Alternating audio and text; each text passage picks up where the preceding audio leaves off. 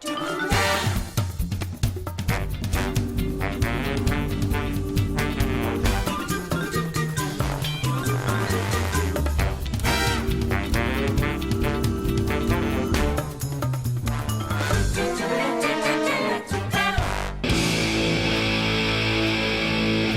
Shrewies, and welcome to another episode of Bloodlust. My name's Antonia. And I'm Alex.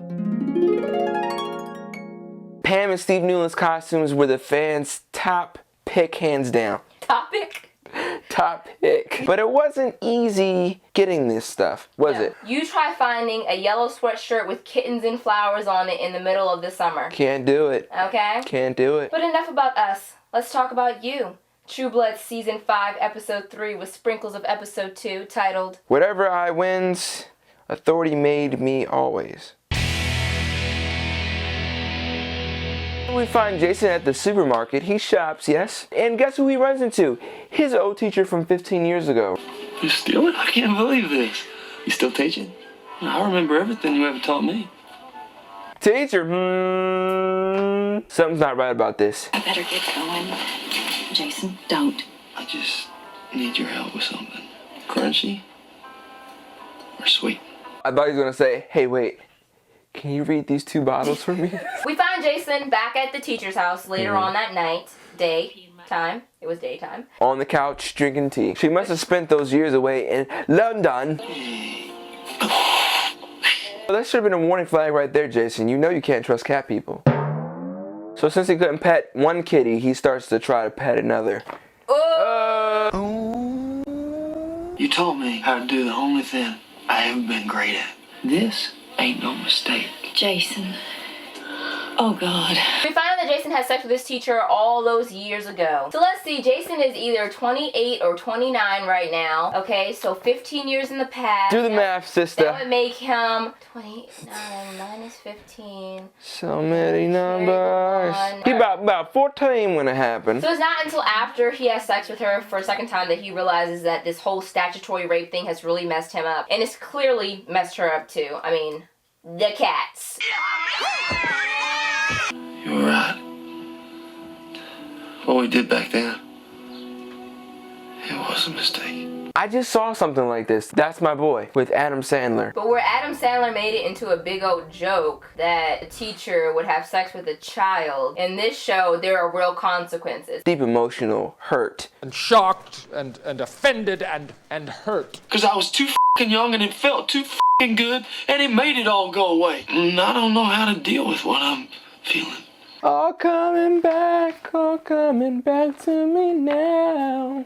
There were nights of endless pleasure when the teacher had sex with me, but I wasn't ready. I'm kind of embarrassed that I just did that just now. I'm gonna go put on a pair of your sweats, and you're gonna grab yourself a beer, and then you're gonna tell me what the hell happened today. Who needs Hoyt when you can have a best friend with breasts?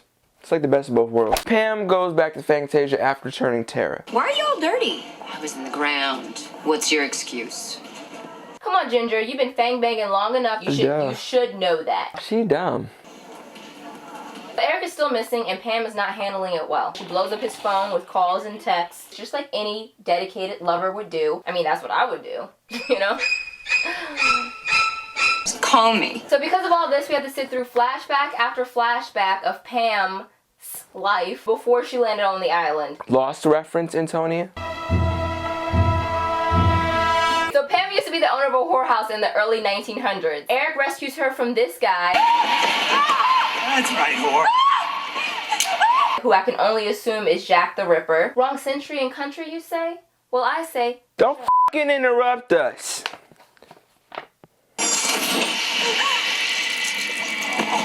Thank you, Mister Northman. Eric Northman. So later in that flashback, Eric returns back to Pam's place looking for a good time. I'm actually glad that the show didn't glamorize prostitution like some shows do. And I'm pretty sure that woman has the herpes. Over there. She has the herpes. Delightful. But it is you I came to see. 'Cause he only has eyes for you, Pamela. So the deal is that Pamela will sleep with Eric if he takes care of the vampire killing whore problem that she has in her brothel. And that's when the two worlds combine. Collide. Two worlds collide. Get your hands off of her. William, don't! Turns out, Bill and Lorraine were the ones killing all these whores. this is Eric's territory, and he ain't having that shit. So we finally see Eric and Bill's first meeting, and we kind of get a better understanding of how come they're always measuring dicks with one another. First impressions are key, and they didn't make a good one. If Mr. Northman wants to fight, you can fight a man. Dude, you can't beat him. That's Eric motherfucking Northman. And He's a motherfucking monster! So later on we find Pam and Eric doing a little bit of pillow talk. Please turn me. No, I don't want to turn you. You don't know what you're asking for. Please. An honorable vampire. Isn't that a contradiction? No more than an intelligent whore. Yet here we are. Intelligent whore indeed. Let me walk the world with you, Mr. Northman. Or watch me die. Pam doesn't give him a goddamn choice. Clever girl. So Bill and Eric get taken to the authority where they're tortured. Why don't you just hide under the bed? Why are you trying so hard to pull that leather jacket that doesn't stretch over your body? Gosh. Later they bring the dynamic duo to the closed council. Yes. Where we get to meet all of the vampires. All of them. Behind the authority. Over here we have Nora number 2. You got Sharon Osbourne over here. Lurch. Dennis the Menace. The black guy from 300. Better known as Officer Joe from the What's Happening episode of That's My Mama. And Detective Stabler. So there's this whole vampire religious world that we find out. They have their own Bible. It's called the Bible. They have their own savior. Korean Jesus. And in this religion, when you drink the blood of Christ, you actually drink the blood of Christ. No Welch's grape juice. And when you eat the flesh, I don't want to get into that. We are the authority. I am the authority. And you will respect my authority. So we find out that there's this anti-mainstreaming vampire movement Called the Sangria. So this group believes that vamps should rule over humans, but Bill and Eric reassure the council that they do not believe in that crap, okay? We are infinitely better served letting them live. They killed an authority member. Blah, blah, blah, blah, blah, blah.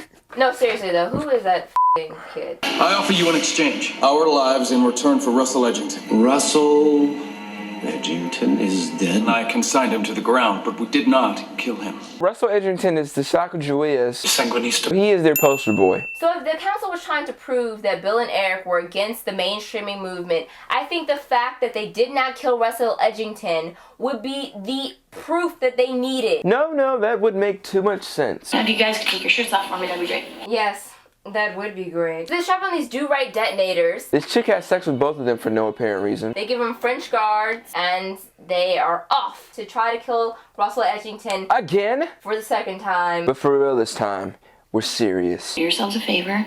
Don't f around, okay? Where do you hear that? I mean, play me off, Jimmy. So newly made vamper, Tara, wakes up from the grave and wastes no time. You was killing her! I have a feeling that she's wanted to do this for a long time. I mean, who doesn't want to kick Sookie's ass? I do. I do. So after laughing a bit, Pam decides to save the day and forbids Tara from feeding on those humans. Don't you do it. Stay in the house. What the hell did we do now? I'll go in this way. She just can't seem to keep that place clean. So Tara runs around the house a little bit. She gets up in her little crane position. Me, Tara, take my role seriously. So we all expected Tara to rise from the grave, batshit crazy, but apparently She has her wits about her. Tara? I will never forgive either of you. She always gets f***ed up when she tries to leave. Sookie should have added that holy water sprinkling system. That would have stopped her. Tara's eyes start to heal, and then we start to be able to see the world as a vampire sees it. She saw the night sky and all the stars and the galaxies, and she saw Mount Olympus. Of course, right now she's hungry, and she wants to eat. And what better to eat first than a white woman? I got no problem with vampires. In fact, I'm on your side. I'll vote for equality for your kind. Twice!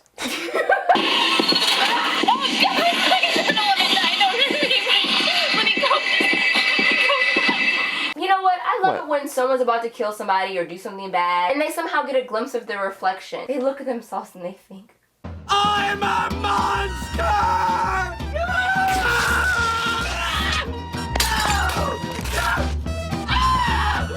And then they always change their mind. I'm sorry. So Tara finds Sam where? In the back of Merlot. That place again? Too much shit happens in the back of Merlot. Exactly. Help me. I'm hungry. So Sam takes her in. Feeds her True Blood. Yeah. She crushes it. Literally. Meanwhile, back at the ranch, Suki and Lala are looking everywhere for Tara.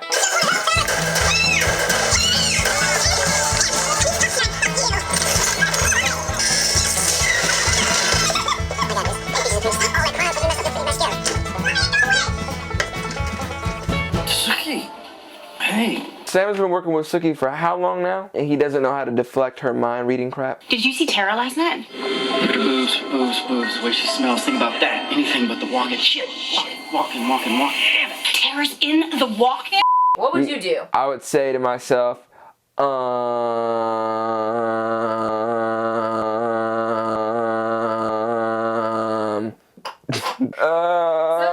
shut up! So Sam spills the beans, and Lala and Suki are waiting for Tara when she wakes up from her cold sleep with a glass of True Blood. Rise and shine.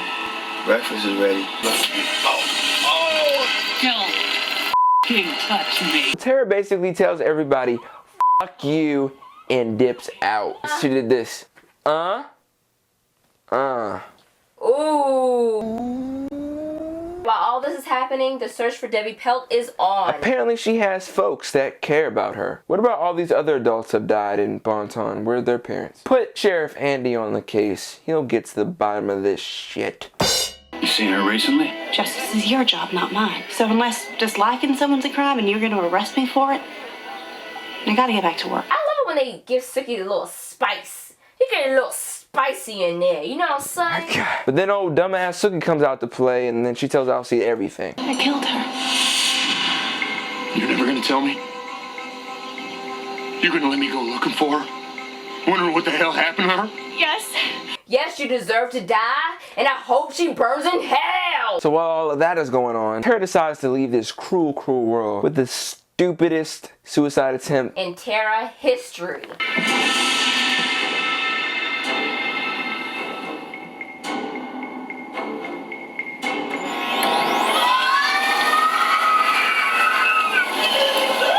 You know, they do say tanning beds can kill. And now it looks like it's up to Pam to save her dumpster baby. You stupid bitch. Turning your own flesh and blood into a vampire. Who does that? I hear you. I'm standing right here. Gumbo ain't ready yet. Now get the up out my kitchen. So here are a few things that happened in the episode that never quite graduated to bite mark status. Fairies are back! Andy and Holly are now an item. Like we care. Harry and his war buddy have gone off to find this other guy who they think is starting the fires. I love how Arlene starts acting all brand new once Terry goes back to his craziness. Girl, he's had problems long before y'all two were together, and you know it. And it turns into a wolf cub or a husky pup. What I want to know is, how did her clothes shrink with her when she transformed? I think that this new eyeliner wearing Hoyt is either looking for a quick looking for vengeance for his pain and sorrow and wants to kill a vampire, or maybe this is just some kind of lame attempt at suicide. I think that Alcee confesses to Debbie's murder to try and save Suki. And I think that Alcee will have to go back to the old pack to protect him once Debbie's father's pack tries to attack. Comments on comments? Miss Pepperoni 90 says, have you guys ever read the book? What do you think about the differences between the books and the show? I actually like the differences between the books and the show. I also like how sometimes they throw in references from the book into the show, i.e. the Elvis stuff that they threw into this episode. Bubba, Pink Elephant Candy says, my question to you is, what's Terry Belfour's problem? I've never seen him so condescending to Eileen. Arlene. To protect Arlene and the kids, he's willing to completely destroy he and Arlene's relationship. Put him back on the meds, maybe. Thank you to everyone who commented on our premiere video last week. I hope I got all of your names down here. Be sure to comment on this week's episode because we love the feedback. And you could be featured on next week's episode. Dun, dun, dun, dun. So you can follow us on Facebook at www.facebook.com/BetLightsButt. No. Or you can follow us on Twitter and Instagram at Antonia Deb or at Fox_Hayes. We follow back, people. And we got your back. Alrighty then. Until next time. Let the blood flow, Trubies. I'll smack you. You'll wake up. I put on a Walmart sweatsuit for you people, okay?